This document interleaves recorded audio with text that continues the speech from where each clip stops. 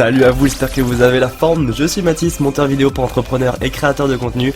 Et dans ce podcast, je vais vous révéler comment booster votre productivité et votre créativité, comment créer des contenus impactants, le tout sous une bonne dose de marketing, de bonne humeur et de réconfort. Ici, c'est un petit peu notre cercle privé, notre cercle entre vous et moi. Alors sortez votre meilleur popcorn et c'est parti pour l'épisode du jour. Eh bien salut à vous, j'espère que vous allez bien et bienvenue dans ce troisième épisode de podcast. Et aujourd'hui on va parler business, c'est un petit peu le thème du podcast, mais on va parler notamment d'oser dans son business. Je le sais, vous le savez, tout le monde le sait, entreprendre ce n'est pas de tout repos, c'est un secret pour personne. En fait on se jette soi-même dans la jungle de l'entrepreneuriat et la mort se trouve littéralement sous chaque branche. Mais un entrepreneur, il va être également soumis à des centaines et des centaines de peurs qui vont heureusement se dissiper en général avec le temps, avec les échecs et l'expérience. Le problème, c'est qu'une fois atteint un certain stade, ou pas forcément d'ailleurs, même si un stade n'est pas atteint, par exemple au lancement d'un business, beaucoup d'entrepreneurs n'osent plus rien faire. Ils laissent couler tout simplement, ils laissent juste leur business tourner en faisant ce qu'il faut faire pour soit gagner leur vie, mais sans jamais oser aller chercher un plafond supplémentaire, ou sans mettre en place de nouveaux business, ou sans chercher à développer encore plus leur business. Bref, juste ils laissent tourner. Pour certains ça leur convient très bien, et dans ce cas tant mieux, mais parfois en fait ils sont juste bloqués par la peur, et là ça bloque la fin. Là c'est pas du tout la même chose justement, car s'ils sont bloqués par la peur, en fait ils se mettent eux-mêmes des barrières, et c'est dommage qu'ils ont sûrement un potentiel pour aller chercher encore plus loin. Évidemment, je ne parle pas de ceux qui sont tout simplement, qui n'osent tout simplement pas se lancer ou aller au bout de leur projet. Je ne critique évidemment pas, puisque j'ai moi-même été dans ce cas. Je vous raconterai d'ailleurs une petite anecdote juste après, dans la suite du podcast. Mais donc, vous savez, comme moi, que le business, c'est pas ça. Un business, c'est un challenge tous les jours. C'est toujours s'améliorer, c'est tester, c'est sortir de sa zone de confort, c'est se prendre des murs, c'est se relever. J'utilise beaucoup cette métaphore, mais un enfant, lorsqu'il apprend à marcher, il tombe des centaines, des milliers de fois. Pourtant, le gosse, même s'il a que, je sais pas, un enfant ça commence à marcher à quel âge, on va dire 3 ans, bon sûrement avant, mais même s'il tombe, il va toujours se relever, jusqu'à temps de réussir à se tenir sur ses deux pieds. Dans le business c'est pareil, dans la vie d'ailleurs c'est pareil de manière générale, vous allez tomber plusieurs fois, mais à chaque fois il faut vous relever. Donc je sais que ça paraît très motivateur bateau, c'est plus facile à dire qu'à faire, mais pourtant c'est vraiment ça. Vous allez tomber dans la vie, c'est nécessaire, surtout si vous êtes dans l'entrepreneuriat, mais chaque fois que vous allez tomber, ça sera l'occasion pour vous de revenir encore plus fort, en mode déter. En tout cas, dans cet épisode de podcast, je vais donc vous donner 5 astuces pour oser dans votre business et booster vos chiffres sur Mars. Parce que, comme je viens de vous le dire dans cette petite introduction, on a tous un business, du moins si vous écoutez ce podcast, je suppose que vous avez un business ou que vous projetez d'en lancer un. Et souvent, on est bloqué soit par la peur de se lancer, ce qui est très très fréquent. D'ailleurs, je ferai sûrement un épisode de podcast dédié à ça, ou même un post Instagram, j'en parlerai peut-être sur Instagram. Mon Instagram c'est @secret-de-créateur si vous voulez découvrir justement plusieurs astuces en création, en marketing et en montage vidéo. @secret-de-créateur, n'hésitez pas à aller faire un tour. Et donc, je vais vous donner des astuces pour oser entreprendre de nouvelles choses dans votre business. Que ce soit lancer un nouveau business, que ce soit faire cette action que vous ne vouliez pas faire, que vous aviez peur de lancer parce que vous aviez peur que les autres vous jugent, vous aviez peur des résultats, vous aviez peur des retombées, que ce soit juste lancer votre business. Bref, je vais vous mettre un coup de motivation sous stéroïdes pour justement que vous osiez enfin faire ce qu'il faut faire pour booster votre business ou lancer votre business. Donc on attaque, j'espère que vous êtes bien calé dans votre canapé, votre chaise, peu importe, même aux toilettes s'il le faut. Astuce numéro 1, mieux vaut une action imparfaite qu'une parfaite inaction. Je répète, mieux vaut une action imparfaite qu'une parfaite inaction. Qu'est-ce que ça veut dire ? Souvent, on va se cacher derrière le perfectionnisme pour justement ne pas oser continuer. Par exemple, un exemple très très classique que je vois souvent, c'est les personnes qui vont créer une page de vente pour leurs produits. Ils vont vraiment passer des heures sur la page de vente, aligner chaque mot, la relire, mettre à la virgule près, au point près, à la couleur près. Mais au moment où il faut mettre la page de vente en ligne pour vendre le produit, ils vont encore trouver des trucs à faire. Ils vont encore trouver une lettre à changer, ils vont encore trouver une virgule à bouger, une apostrophe à retourner, je sais pas, ils trouvent des choses qui sont vraiment improbables. En fait, c'est simplement une excuse pour ne pas passer à l'étape supérieure, car ils ont peur, ils sont bloqués en fait, ils n'osent pas passer à l'étape supérieure.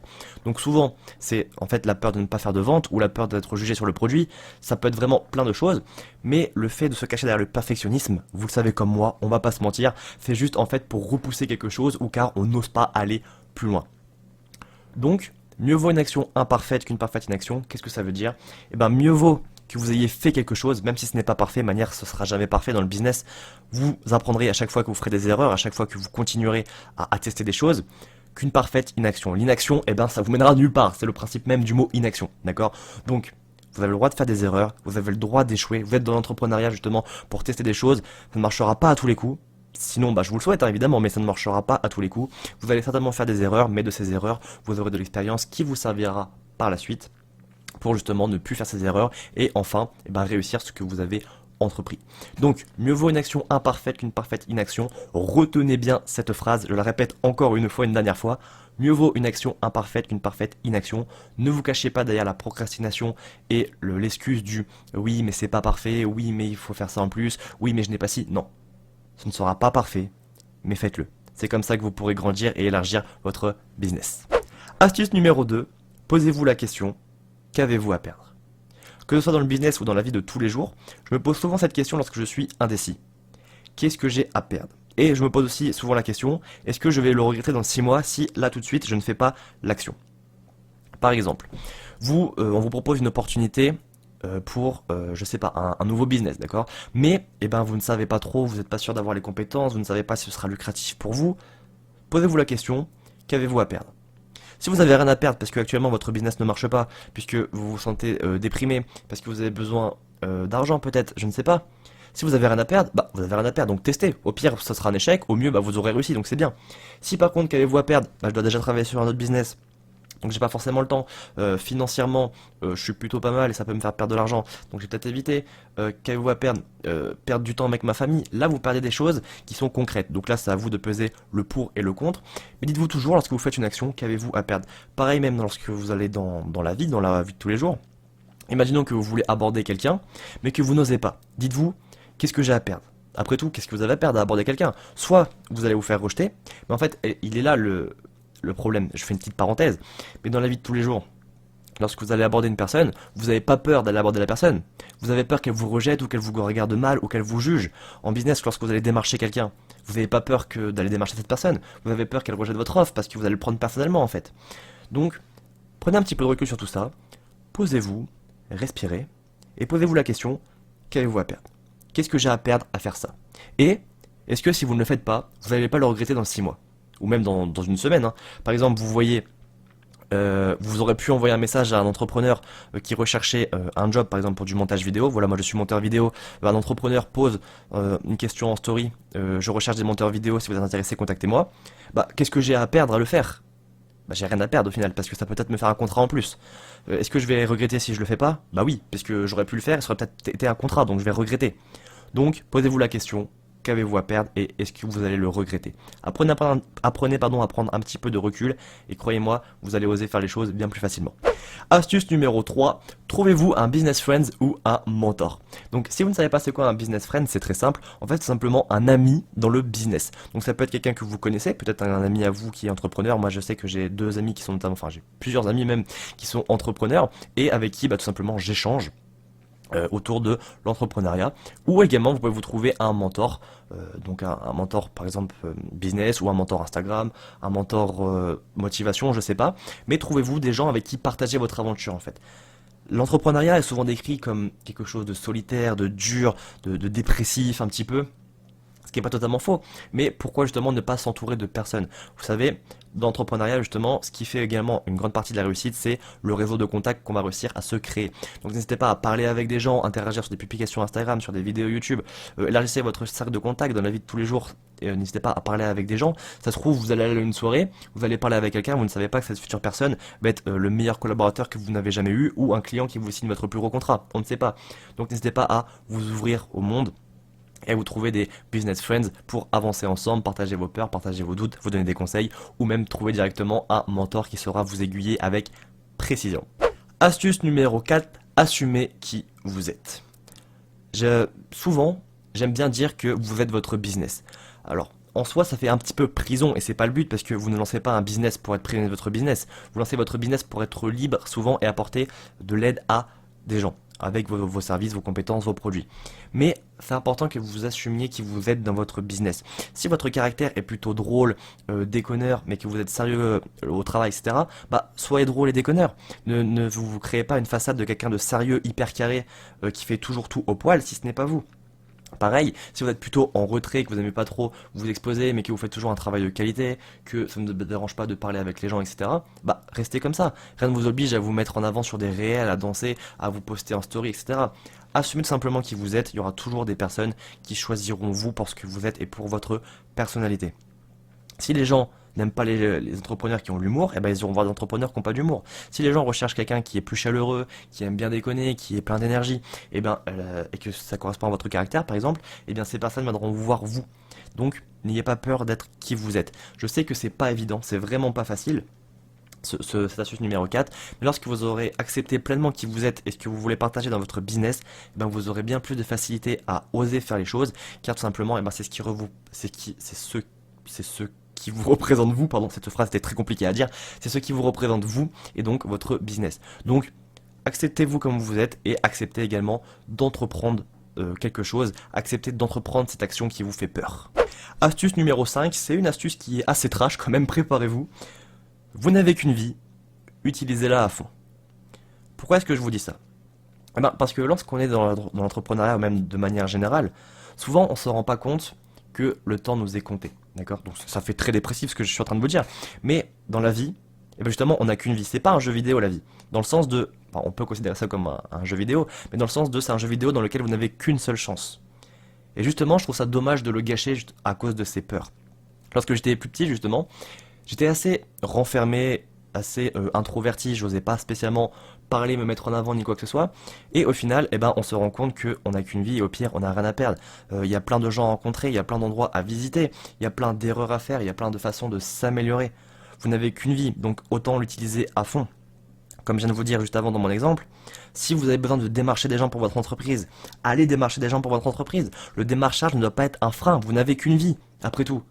Si ce que vous avez peur lorsque vous allez démarcher des gens, c'est de vous faire rejeter. Mais si vous faites rejeter, déjà de une, c'est pas vous que le client va rejeter, c'est votre offre. C'est encore autre chose, je ferai sûrement un podcast sur le démarchage, mais vous n'avez qu'une vie, utilisez-la à fond. Vous voulez aller aborder une fille ou un garçon parce que vous la trouvez beau, belle, bah allez-y. Au pire, on vous mettra un refus, au pire, c'est peut-être la femme ou l'homme de votre vie. Si vous osez pas vous associer à quelqu'un parce que celui-ci a beaucoup plus d'autorité que vous, beaucoup plus de notoriété, bah dites-vous, ok, bah au pire, j'ai qu'une vie, let's go, j'y vais, on verra bien ce qui se passe. Donc je dis pas qu'il faut faut prendre tout ce qui passe et ne jamais avoir de plan et ne jamais calculer les risques. Mais il faut vraiment comprendre qu'au final, bah on a tous qu'une seule vie et c'est dommage de la gâcher en ayant justement des peurs qui nous bloquent. Donc ça c'est un gros travail à faire sur soi-même, ce qui me fait penser d'ailleurs du coup une astuce numéro 6 que je vous sors comme ça, petit bonus, c'est travailler sur votre mindset, ou votre état d'esprit pour ceux qui n'aiment pas les mots anglais dans des podcasts français. L'entrepreneuriat, vous le savez, c'est beaucoup au final du développement personnel, c'est beaucoup du travail sur soi. Donc apprenez à accepter ce que vous êtes, apprenez à dépasser vos peurs, apprenez à sortir de votre zone de confort et être à l'aise en dehors de votre zone de confort. Et justement, plus vous allez sortir de votre zone de confort, plus en fait vous êtes habitué à être en dehors de la zone de confort et cette zone dans laquelle vous êtes, qui n'est plus votre zone de confort, et bien avec le temps, va devenir votre zone de confort. Et au final, votre zone de confort va devenir tellement grande que vous serez juste inarrêtable. Vous serez à l'aise en société, vous n'aurez plus peur d'aborder les gens, vous n'aurez plus peur de prendre des opportunités, etc., etc.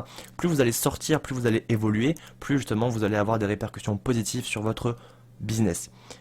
Quelques livres que je peux vous conseiller justement pour travailler sur votre mindset. Moi, celui qui m'a vraiment détruit le cerveau, qui m'a vraiment changé ma vision de la vie, mais vraiment j'abuse à peine, c'est Le succès par la pensée constructive de Napoleon Hills. Et je lis vite fait, j'ai le livre à côté de moi. Oui, W. Clement Stone. C'est vraiment un livre qui je trouve ultra puissant, qui détruit littéralement toutes nos pensées négatives et qui nous force justement à avoir toujours des pensées positives pour toujours être souriant, avoir le moral, être déter pour aller chercher des résultats. Ensuite, il y a L'art de la victoire, qui est la biographie du fondateur de Nike, qui est vraiment extrêmement intéressante. On comprend tout le parcours, toutes les galères que le fondateur de Nike a eu, et on se rend compte que nous, comparé au fondateur de Nike, ce qu'on vit, c'est un peu de la gnognotte, d'accord? Il y a pas photo en comparaison. Lui, il a traversé la Manche à la nage, nous, on allait dans le pataugeoire enfant. Donc, vraiment, lisez des biographies, que ce soit d'ailleurs Elon Musk ou Donald Trump, qui vous voulez, mais les biographies peuvent vous inspirer. Ensuite, il y a le classique Réfléchissez et devenez riche, encore une fois de Napoleon Hills, qui vous donne des exemples, des histoires motivantes, etc., qui peuvent booster votre mindset. Et enfin, le livre Pouvoir illimité d'Anthony Robbins, que j'ai également beaucoup apprécié, avec notamment l'explication de la PNL, qui vous permet de auto-hacker votre cerveau tout simplement, pour de timide devenir extraverti, réussir à dépasser certaines peurs, à casser certains freins mentaux. Donc, 4 livres que je vous conseille: Le succès par la pensée constructive, L'art de la victoire, Réfléchissez à devenir riche et Pouvoir illimité. Donc voilà pour cet épisode de podcast, j'espère vraiment qu'il vous aura plu, j'espère que vous êtes déter à bloc et que vous allez enfin passer à l'action. D'ailleurs, je veux pas d'excuses, là tout de suite maintenant à la fin de ce podcast, ou plus tard dans la journée selon l'heure à laquelle vous écoutez le podcast, vous allez enfin faire cette action que vous devez faire et vous ne pouvez pas en démentir. Voilà, je vous ensorcelle, vous allez enfin faire cette action. Si c'est démarcher, vous allez envoyer 5 messages de démarchage. Si c'est contacter quelqu'un pour une opportunité, vous allez envoyer ce message. Si c'est aborder une fille, vous allez y aller, aborder cette fille, même si vous loupez, c'est pas grave. Si vous faites rejeter, c'est pas grave. Au moins vous aurez essayé et vous aurez appris. Et en plus vous allez évoluer socialement et mentalement, car une fois que vous l'avez fait une fois, ce sera de plus en plus facile de le faire. En tout cas, si vous recherchez un monteur vidéo pour votre business, n'hésitez pas à me contacter directement sur Instagram, donc à @secretdecreateur, ou par mail à contact@mathysroyer.com. Ce serait un plaisir pour moi de travailler avec vous sur vos projets, que ce soit du montage vidéo pour YouTube, pour vos réels Instagram, pour des publicités, pour des séminaires, des conférences, peu importe, même des vlogs. N'hésitez pas à me contacter et on verra ensemble ce qu'on peut faire pour booster votre business avec tous les petits secrets croustillants de la vidéo. N'hésitez pas à liker le podcast, que ce soit sur YouTube ou sur la plateforme. Je sais même plus si sur la plateforme on peut liker, il faudra que je regarde. N'hésitez pas à commenter également. Et moi je vous dis à la semaine prochaine pour le prochain épisode de podcast.